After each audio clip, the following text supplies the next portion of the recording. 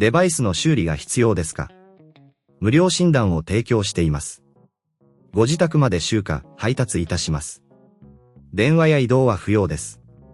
修理前にお見積もりをお送りし、承認いただいた場合のみ作業を進めます。簡単、透明、そしてプロフェッショナル。リンクは説明欄にあります。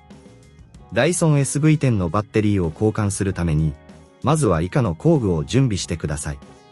必要な工具は、トルクスドライバー、プラスドライバー、そしてクリーニング用の小さなブラシです。まず、Dysonの本体を裏返し、バッテリー部分を見つけます。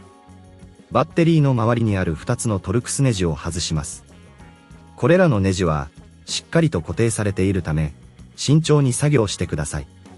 ネジを外したら、バッテリーを引き出す準備ができました。バッテリーがスムーズに外れるように、周囲のホコリやゴミを掃除しておくと良いでしょう。清掃には、クリーニング用のブラシを使用してください。次に、新しいバッテリーを用意します。バッテリーの接続部分が正しい方向を向いていることを確認しながら、しっかりと差し込みます。これが難しいと思われる場合は、ご自宅での集荷と配達サービスを提供していることを覚えておいてください。新しいバッテリーがしっかりと取り付けられたら、先ほど外したトルクスネジを使って固定します。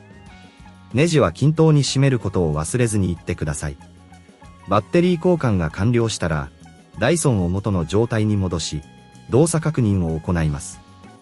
動作することを確認したら、作業は完了です。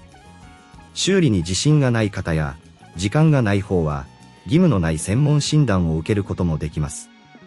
電話不要、移動不要で、手軽にサービスを利用できるので、ぜひご検討ください。デバイスの修理が必要ですか？無料診断を提供しています。ご自宅まで集荷、配達いたします。電話や移動は不要です。修理前にお見積もりをお送りし、承認いただいた場合のみ作業を進めます。